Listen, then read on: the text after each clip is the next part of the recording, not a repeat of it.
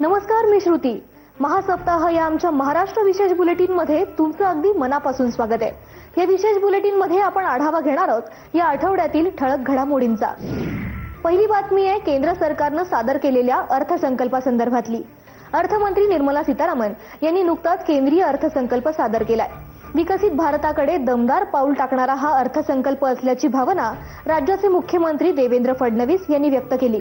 या अर्थसंकल्पामुळे पायाभूत सुविधा, उद्योग, शेती आणि रोजगार निर्मितीला मोठी चालना मिळणार असल्याचंही मत त्यांनी व्यक्त केलंय. आपल्याला यावर्षी 98,306 कोटी रुपये केंद्र सरकारकडून मिळतील. याच्या व्यतिरिक्त आपला जो ग्रामीण रस्ते प्रकल्प आहे त्याच्याकरता 378 कोटी, ॲग्री बिझनेस नेटवर्क 167 कोटी, इकॉनॉमिक क्लस्टर 283 कोटी, Mumbai Ahmedabad high speed corridor 6,103 कोटी, मुंबई मेट्रो 1,702 कोटी, पुणे मेट्रो 517 कोटी.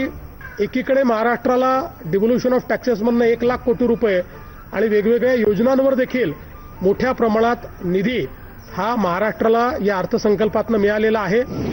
यानंतर वळूयात पुढच्या बातमीकडे. राज्याच्या पहिल्या महिला उपमुख्यमंत्री म्हणून सुनेत्रा अजित पवार यांचा लोकभवनात शपथविधी पार पडला.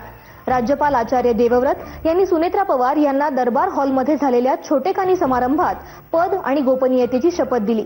यावेळी मुख्यमंत्री देवेंद्र फडणवीस, उपमुख्यमंत्री एकनाथ शिंदे यांच्यासह मंत्रिमंडळातले सदस्य उपस्थित होते. यापुढची बातमी आहे नवी मुंबईतून. नवी मुंबईमध्ये तळोजामध्ये भारतरत्न डॉक्टर बाबासाहेब आंबेडकर विधिज्ञ प्रशिक्षण आणि संशोधन केंद्राचं मुख्यमंत्री देवेंद्र फडणवीस यांच्या हस्ते उद्घाटन झालं. याद्वारे विशेष प्रशिक्षण, मार्गदर्शन आणि कायदेशीर या केंद्राद्वारे उपलब्ध करून देण्यात आली आहे. महाराष्ट्र आणि गोवा बार काउन्सिलच्या माध्यमातून या केंद्राची उभारणी करण्यात आली आहे.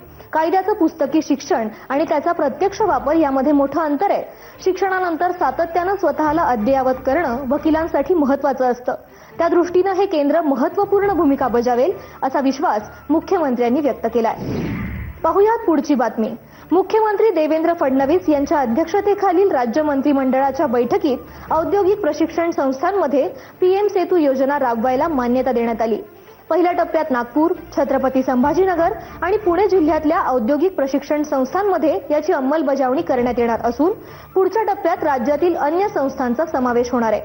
कंत्राटदारांची प्रलंबित देयकं अदा करण्यासाठी ट्रेड्स प्लॅटफॉर्म सुरू करायला सुद्धा मंजुरी मिळाली आहे. यामुळे सार्वजनिक बांधकाम विभागाशी निगडित सूक्ष्म, लघु आणि मध्यम कंत्राटदार उद्योजकांसाठी सुविधा उपलब्ध होणार आहे. केंद्र सरकारच्या ताब्यातील शत्रू संपत्तीच्या विक्री खरेदीसाठी मुद्रांक शुल्क माफ करण्याचा निर्णय सुद्धा झालाय. शासकीय जमिनींच्या भाडेपट्टीचा कालावधी 30हून अधिक वर्ष वाढवण्याला सुद्धा मान्यता देण्यात आली आहे. या पुढची बातमी आहे मुंबई आणि नवी मुंबई विमानतळाला जोडल्या जाणाऱ्या मेट्रो संदर्भातली. मुंबईतील छत्रपती शिवाजी महाराज आंतरराष्ट्रीय विमानतळ ते नवी मुंबई आंतरराष्ट्रीय विमानतळादरम्यान प्रस्तावित मेट्रो मार्गिका क्रमांक 8च्या 35 किलोमीटर लांबीच्या जोडणीला मुख्यमंत्री देवेंद्र फडणवीस यांच्या अध्यक्षतेखाली झालेल्या मंत्रिमंडळ पायाभूत सुविधा समितीच्या बैठकीत मान्यता देण्यात आली आहे. या मेट्रो मार्गापैकी सुमारे 9 किलोमीटरचा मार्ग भूमिगत तर उर्वरित मार्ग उन्नत असणार आहे. बैठकीनंतर पत्रकारांशी बोलताना मुख्यमंत्री देवेंद्र फडणवीस यांनी ही माहिती दिली आहे. ही मेट्रो 5 वर्षात पूर्ण व्हावी अशा प्रकारचा आराखडा तयार करण्यात आलाय. पण मी त्याच्यामध्ये असे निर्देश दिले आहेत की 3.5 वर्षात ती पूर्ण झाली पाहिजे. दृष्टीनं त्याचं पूर्ण प्लॅनिंग करावं. त्या दृष्टीनं त्याच्यामध्ये काही बदल सांगण्यात आलेले आहेत.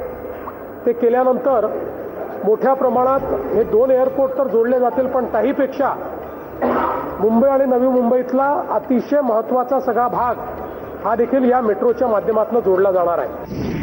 वळूयात पुढच्या बातमीकडे. ठाण्यामध्ये जितो संस्था, महावीर जैन ट्रस्ट आणि दादा भगवान फाउंडेशनच्या पुढाकारानं उभारण्यात आलेल्या भव्य त्रिमंदिराचा प्राणप्रतिष्ठा सोहळा उपमुख्यमंत्री एकनाथ शिंदे यांच्या उपस्थितीत संपन्न झाला. या सोहळ्यामुळे संपूर्ण शहरात धार्मिक एकतेचा, सौहार्दाचा आणि आध्यात्मिक जागृतीचा नवा अध्याय सुरू झाल्याची भावना एकनाथ शिंदे यांनी व्यक्त केली आहे. या बातमीसह या बुलेटिनमध्ये आता वेळ झाली इथेच थांबण्याची. ताज्या अपडेट्स जाणून घेण्यासाठी पाहत रहा एबीपी माझा.